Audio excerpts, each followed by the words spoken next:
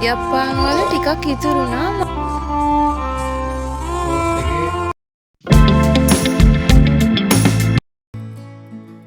Hi කොහොමද? ඉතින් මේ දවස්වල හොඳටම ගෑස්ට්‍රික් උන්මාදින් පිරෙන මට පොඩි බෙහෙතක් හම්බ වුණා. මම මේක YouTube එකේ දැකලා තමයි try කරේ. එහෙම ලොකු අවුලක් නෑ, බොන්න පුළුවන්.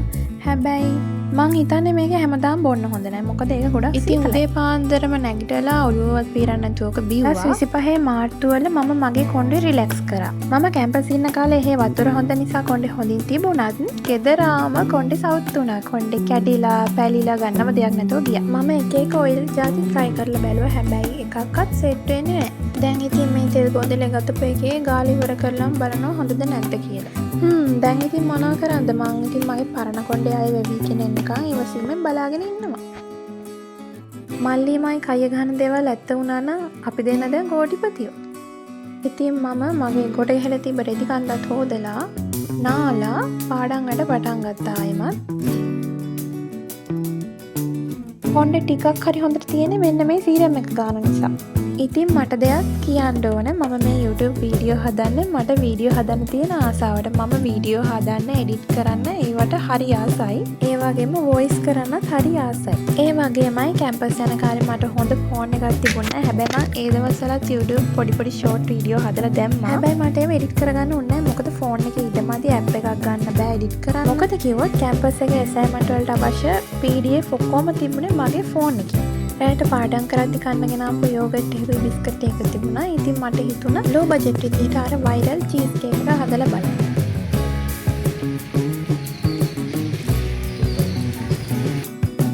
මම මගේ ඇඳ නම් හදාගත්තා. හැබැයි මං ඊයර පාඩම් කරමු මේසේ නම් හැදුවේ නෑ.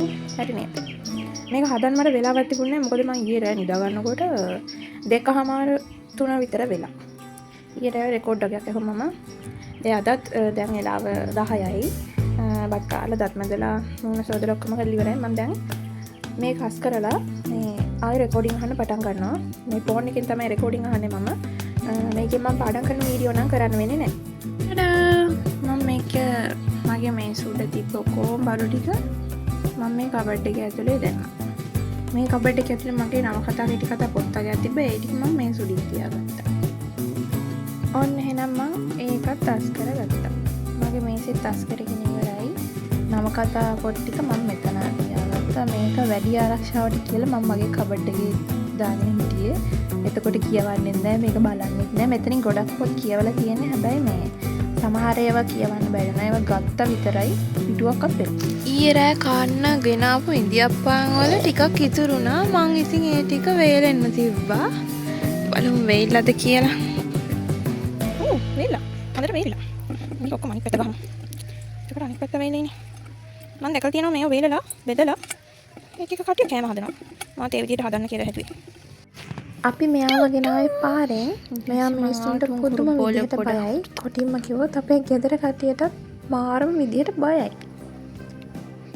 මල්ලි මතක් නොකරනම් මේක මට අමතක වෙලා යනවා.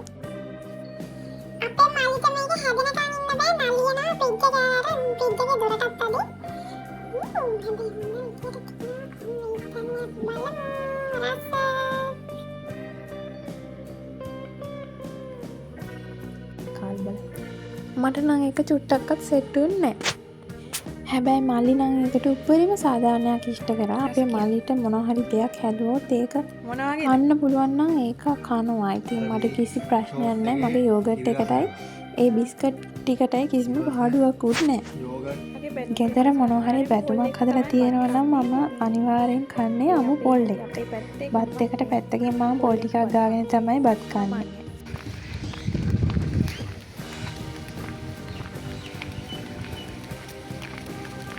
එදා හවස මල්ලිමයි බීච් එකට ගියා. අද බීච් එකට යනවා මල්ලිමයි. එයා මට කිය යන්නේ වීඩියෝ ගන්නකොට ලස්සනට පේන්න ගන්නලු. නැත්තම් දාන්න එපාලු වීඩියෝ එකට යාගේ කෑලි.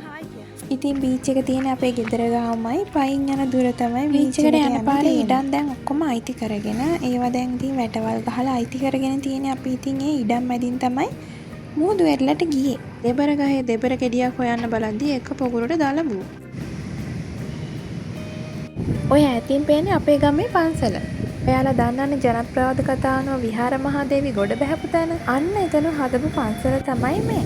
මායි මල්ලි ඉතින් එක එක බහූත කරා අය වගේම ඉඳගෙන කය ගැහුවා. සින්දු ඇහුවා. දෙන්න ඉර බහිනකම් මොහොදු වෙරළට වෙලා ඉඳලා හවස් වෙන්න ගෙදර ආවා. මුහුදු හුලං හරි සද්දට තිබුණා. ඔයාලත් අහන් ඉන්නකෝ එහෙනම්.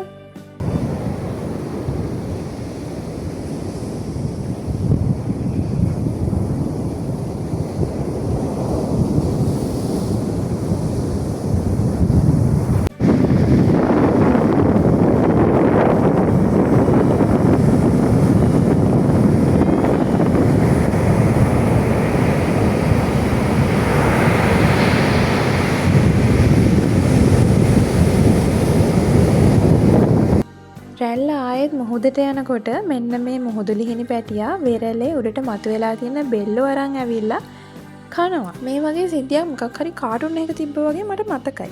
ඔන්න අහගන්නකො ළමයි. කැම්පස් එකේ 4th year එකේදී අපි ෆිල්ඩ් ට්‍රිප් එකක් ගියා. ඉතින් ඒ ට්‍රිප් එක යන මුලින්ම කතා වෙලා තිබුණේ ත්‍රිකුණාමල. හැබැයි ඒ දවස්වල තිබුණු ගම් වතුරක් නිසා අපිට ත්‍රිකුණාමල යන්න උනේ නෑ.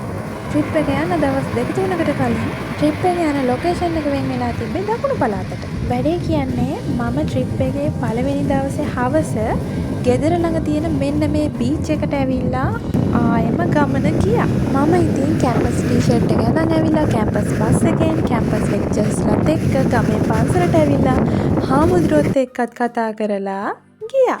ඉතින් මම වීඩියෝ එක මෙතනින් ඉවර කරනවා. මාව අහන් හිටියට ගොඩක් ස්තුතියි. හැමෝම සතුටින් පරිස්සමෙන් ඉන්න.